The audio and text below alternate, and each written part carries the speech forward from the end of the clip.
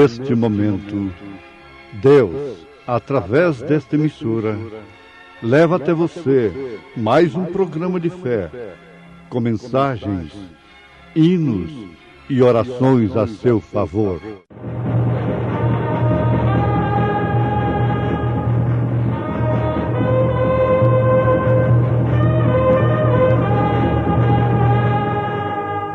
Fé para vencer. Somente crer, somente crer, tudo é possível, somente crer.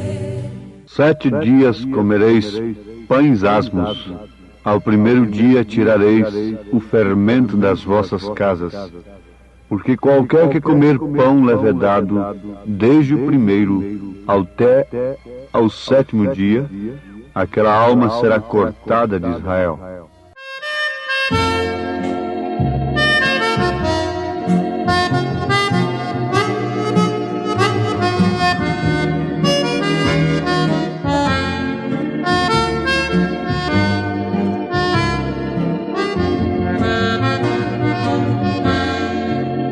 Jesus saindo do Getsemane foi para o monte orar, e também seus discípulos lhe seguirão.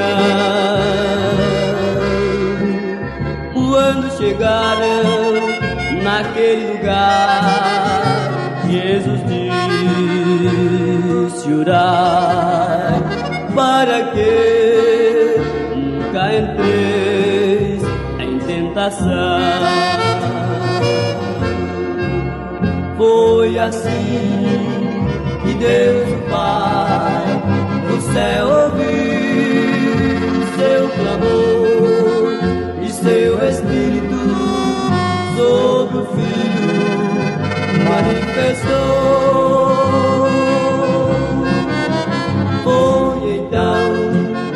Neste momento que de nós ali lembrou, gotas de sangue por nossas culpas ele suou.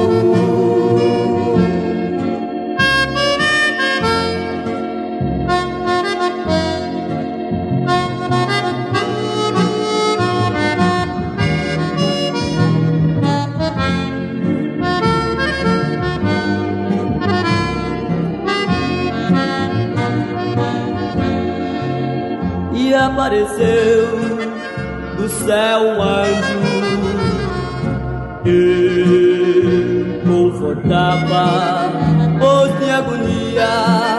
Intensamente ele orava mais, e o seu suor tornou-se gotas de sangue de um meigo rosto. Sangue corria até o chão.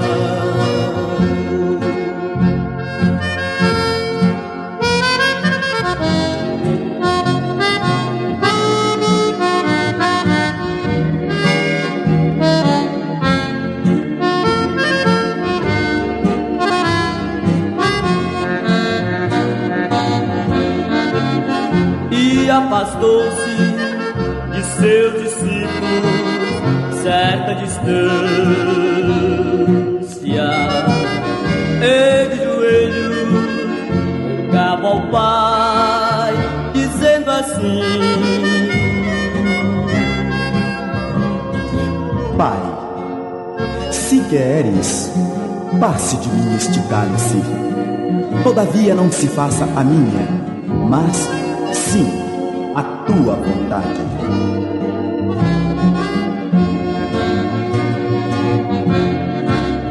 Foi assim que Deus o Pai do céu ouviu o seu clamor, e seu Espírito sobre o Filho manifestou.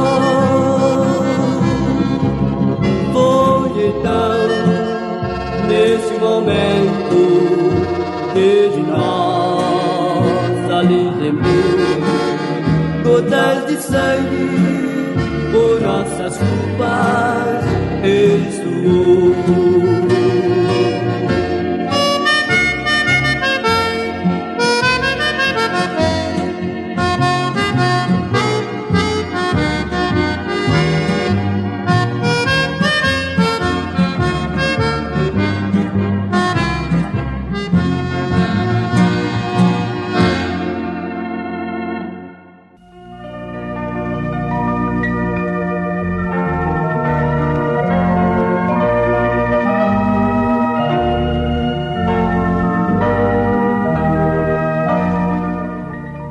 Sete dias comereis pães asmos.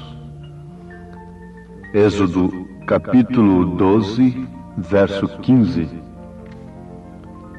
No capítulo 12 de Êxodo, nós encontramos a instituição da primeira Páscoa. Ouvintes, o Velho Testamento é tanto Bíblia quanto o Novo Testamento.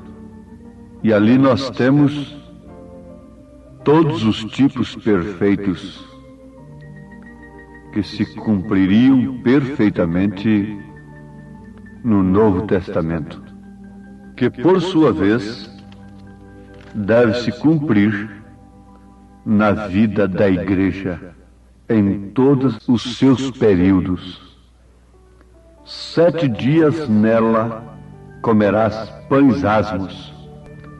Isso nos mostra perfeitamente os 7 períodos da Igreja de Jesus Cristo, conforme em Apocalipse capítulo 1, aquela carta às 7 igrejas: Éfeso, Esmirna, Pérgamo, Tiatira, Sardes, Filadélfia e Laodiceia.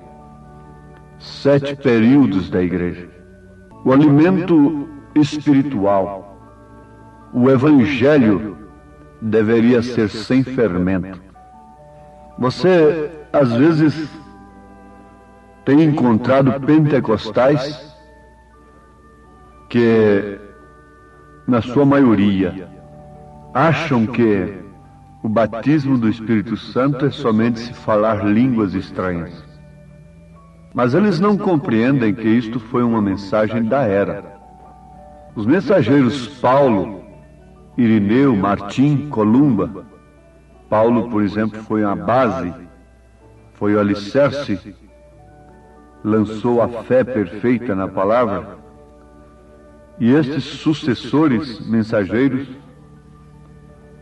semearam a semente original e elas foram sepultadas na terra, culminando com aquele grande martírio dos cristãos, chamado de Santa Inquisição. Agora, notemos que, assim que essa semente caiu, como Jesus disse, se a semente não cair, não morrer, ela não pode produzir, naturalmente. Então, assim que caiu e morreu, teria que brotar, porque quando a semente morre, apodrece, ela brota. Brotou com Lutero, foi a era de Sardes, trazendo apenas justificação pela fé. Lutero não tinha nenhuma santificação, mas o profeta afirma, de acordo com as Escrituras, que Lutero tinha o Espírito Santo. Era um homem cheio do Espírito Santo e pregou uma mensagem do Espírito Santo no seu determinado dia. Era o broto. Isto deve ser guardado com atenção porque nos livra de maus entendidos e de falsas doutrinas. Ali estava o broto. Lutero não tinha nenhuma santificação. Depois veio Wesley. Quando passou aquela era, as águias daquele dia se adormeceram e logo eles se denominaram. Fundaram uma grande denominação em torno de Lutero. Aquilo morreu, porque quando se denomina, morre. Você sabe, o profeta diz que cada 3 anos Depois de um grande avivamento, o que acontece? Se forma uma denominação. E daquela denominação depois vai saindo outras, renovando. E assim por diante. Isso significa morte. Perfeitamente morte. O profeta chegou a orar, pedindo a Deus, se ele partisse, que sustentasse a homens que não deixassem esta mensagem virar uma denominação, porque isso significa morte. Foi o que aconteceu com a partida de Lutero. Virou uma denominação em torno dele. O mesmo aconteceu com Wesley. Wesley sempre foi contra a organização. Mas, no entanto, tanto Lutero como Wesley carregaram 3 pessoas distintas, batismo nos títulos Pai, Filho e Espírito Santo, sem usar o nome, e tudo mais. Daqui a pouco vem a era pentecostal, e então vieram as línguas estranhas. O pentecostal podia dizer: bom, meu amigo metodista, sua mãe morreu sem salvação, sem o Espírito Santo, porque ela não falou línguas. O wesleyano podia, por sua vez, dizer para aquele amigo luterano: sua mãe morreu sem salvação porque ela não conheceu a santificação, apenas a justificação pela fé. Não, isso seria uma mentira. E eu não posso dizer que aqueles que morreram fiéis no passado, antes de crerem no profeta de Deus, não conheceram a mensagem do profeta de Deus nesta era, e morreram crendo em 3 pessoas distintas, batizados nos títulos Pai, Filho e Espírito Santo, sem usar o nome do Pai, do Filho e do Espírito Santo, estão perdidos? Não. Se eles eram escolhidos, Deus, pela sua onisciência, sabe perfeitamente que se eles vivessem neste dia, eles creriam com uma fé genuína na mensagem do dia. Se você rejeita a palavra de Deus hoje, você rejeitaria no dia que ela se manifestou em carne através de Jesus. Você estaria ao lado daqueles que o crucificaram. Porque quem rejeita a palavra demonstra que crucificaria Cristo se vivesse naquele dia. Seria um daqueles que gritaria com bastante ênfase: crucifica-o, crucifica-o, crucifica-o. Então é muito fácil se entender. No dia de Lutero, o Espírito Santo estava na sua mensagem. Lutero passou e logo morreram, se organizaram. Veio Wesley, santificação, mas logo morreu aquilo e se organizaram. Depois vieram os dons espirituais. E o que acontece? Agora estão também organizados e têm virado uma grande denominação, amparada pelo espírito político, religioso, social.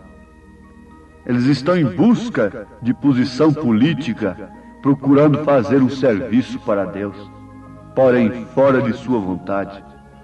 Um certo amado irmão pentecostal, quando pretendia uma carreira política, com o pretexto de que lá ele defenderia a obra de Deus e auxiliaria muito o Evangelho, me perguntou no meu escritório, aquele amado irmão, um moço muito sincero: pastor, e José do Egito?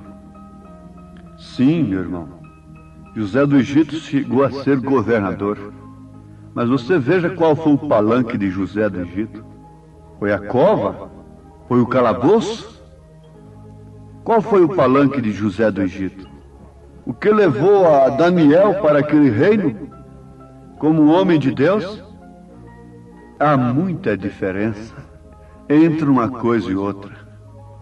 Eu não estou contra, como o profeta desta era clama pelos Abraãos, Lincolns, pelos grandes presidentes do passado. Eu não estou contra, e estou ao lado de um homem que se põe ao lado do povo trabalhando, mesmo através da política. Mas, por favor, deem a César o que é de César e a Deus o que é de Deus. As taças de Deus não podem ser levadas para o banquete de Belsazar. Isso significa morte, meu irmão. Isso significa juízo sobre aqueles que rejeitaram a palavra. Então eles crerão no engano e dirão que Deus está abençoando-os. Assim estão os pentecostais. E eles adquirirão tanta força política e religiosa que serão os maiores inimigos daqueles que vivem a mensagem. Eles têm intenções, inclusive, de adquirirem poder para trancar as nossas bocas. E se Deus lhes der esse poder, eles o farão, para cumprir assim o desejo do Pai deles, conforme Jesus disse. Agora notemos que é uma mentira a pessoa pensar que aqueles que morreram sem falar em línguas estranhas não tinham o Espírito Santo.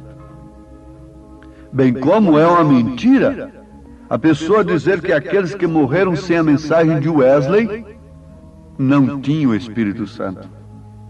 Agora, é uma mentira dizer que aqueles que morreram sem conhecer a mensagem deste dia, crendo em 3 pessoas distintas, como o caso de minha mãe, que eu conheci muito sua vida, batizada nos títulos Pai, Filho e Espírito Santo, pregando, mulher pregadora, veja, minha mãe foi uma mulher pregadora, apesar de muitas vezes chamar os oficiais da igreja e dizer, isto não é para a mulher. A Bíblia não ordena isso para a mulher. E antes de 6 anos de partir, ela parou por si mesma, sem conhecer a mensagem da era. Mas, contudo, ainda que ela morresse pregando, eu creio na sua salvação. Seria uma mentira. Mas agora, e nós que vivemos nesta era? Como escaparemos nós se não atentarmos para tão grande salvação? Para a mensagem do dia.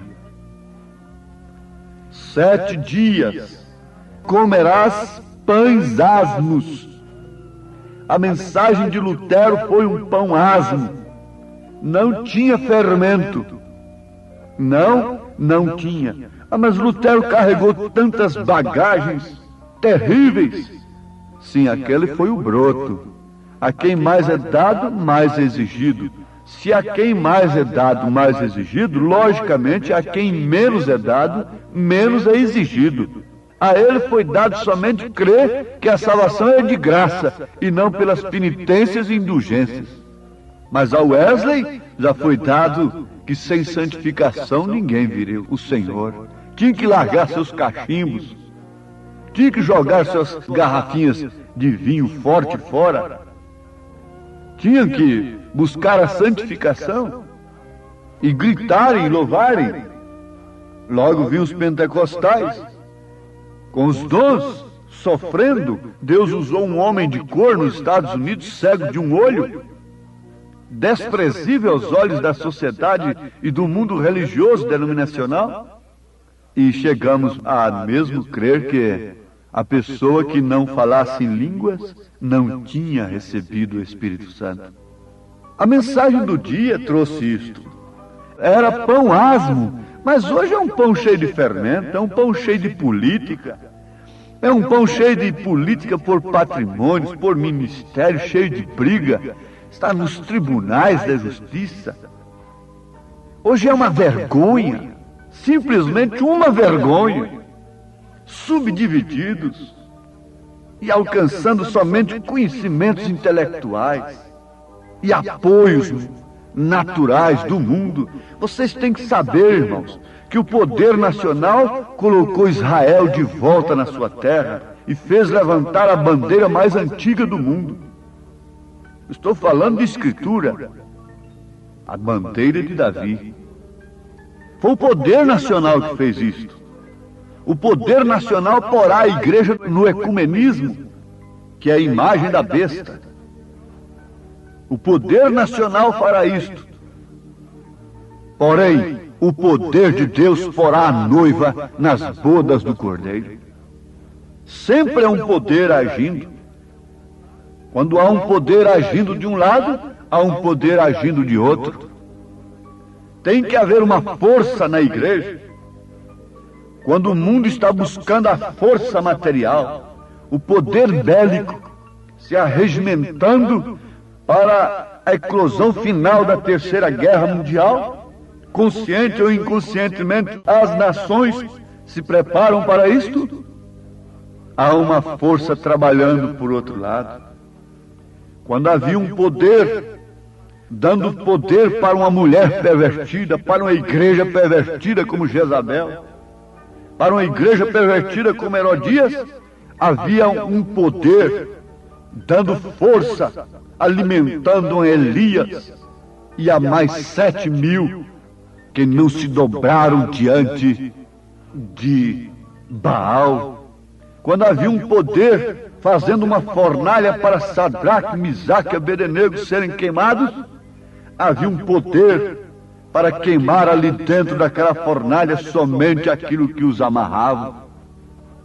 Quando há uma força por um lado, há uma força pelo outro, para salvar a igreja, para salvar os filhos de Deus. Um poder fará uma coisa, esse outro poder fará outra. O poder humano porá a falsa igreja no ecumenismo. O poder de Deus porá a verdadeira igreja nas bodas do Cordeiro.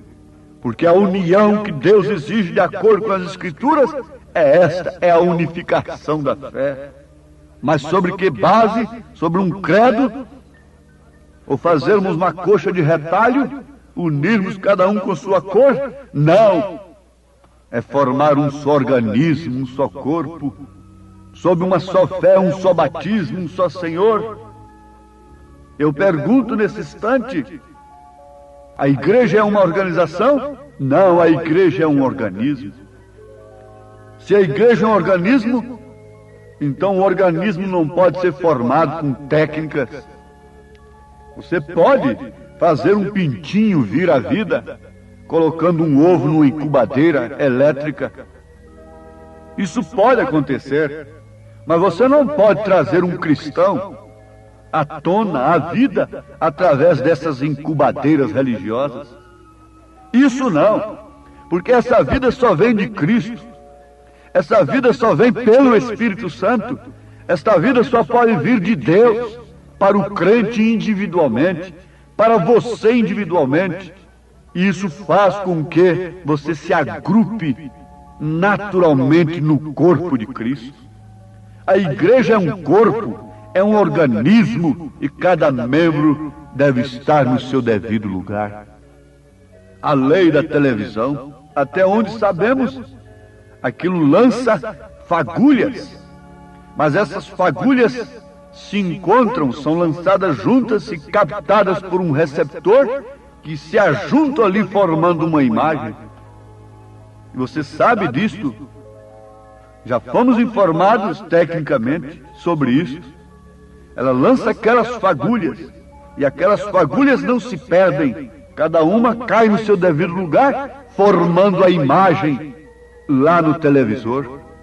Sabe-se que as células dos rins, uma vez injetadas no corpo, elas vão para os rins. Se é células de qualquer parte do corpo, elas procuram aquele devido órgão.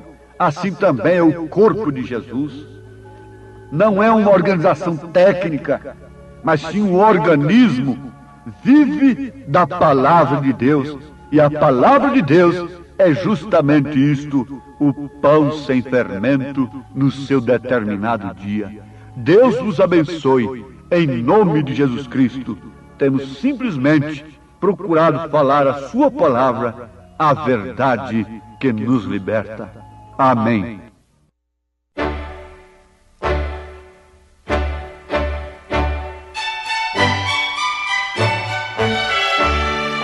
Volte a nos ouvir amanhã novamente, neste mesmo horário, nesta emissora, se o Senhor nos permitir, com fé no Filho de Deus, a fé que vence o mundo.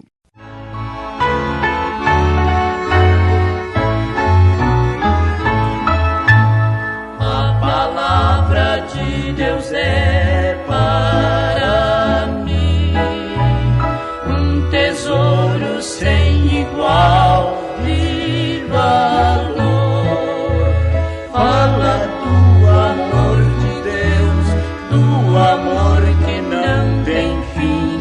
mais precioso do que o ouro é este amor. A palavra de Deus é doce mais que o mel, o que a toma pela fé há de ser fiel, porque Deus nos concedeu o Emmanuel, rocha viva de onde emana leite e mel. É um farol que sempre resplandece e que mostra o porto da salvação. Quem na arca já entrou e do mundo se esqueceu, chegará por certo a eterna mansão. A palavra de Deus é doce mais que o mel, o que a toma pela fé há de ser fiel, porque Deus nos concedeu o Emmanuel, rocha viva de onde emana leite e mel.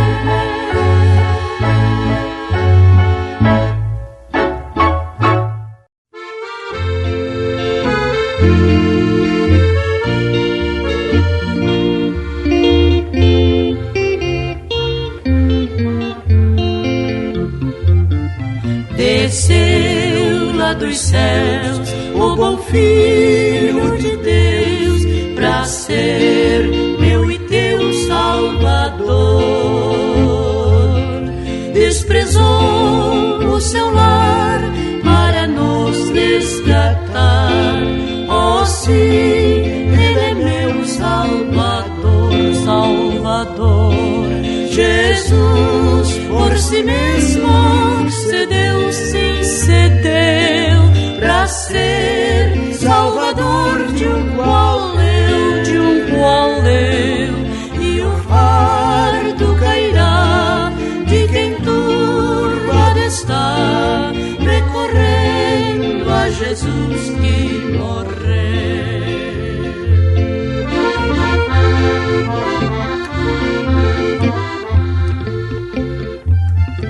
Eu tenho meu lar para ali repousar, pras súplicas do Redentor.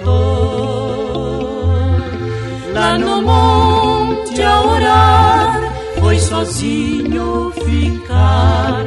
Oh, sim, Ele é meu Salvador, Salvador. Jesus por si mesmo cedeu, sim, cedeu pra ser Salvador de um qual eu, de um qual eu. E o fardo cairá de quem turbado está, recorrendo a Jesus que morreu.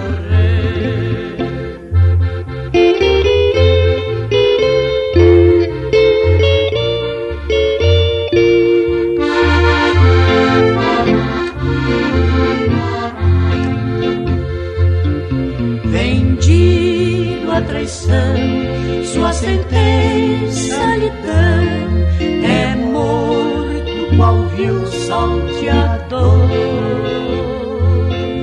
Mas em vendo eu a cruz, digo logo a Jesus: oh, sim, tu és meu Salvador, Salvador.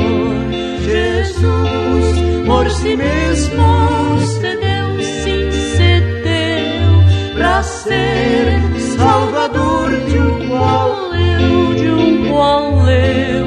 E o fardo cairá de quem turbado está,